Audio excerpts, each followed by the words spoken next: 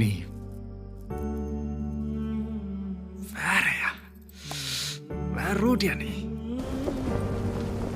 நம்ம ஏரியாவில் பள்ளிக்கூடம் வந்த புள்ளிங்களாம் மாறிடுவாங்க. கோயில் கட்டணும், சர்ச்சு ஒன்னிய நடக்கலையே. இந்த பந்து தூக்கி அந்த புள்ளிங்க கையில குத்த பாரு. அப்போ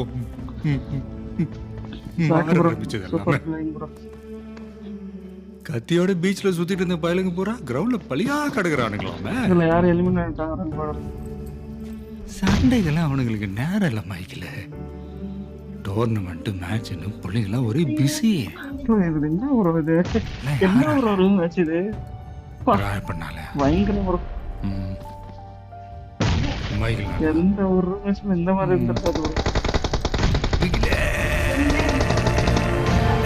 ஒரு நாள் 2 நாள்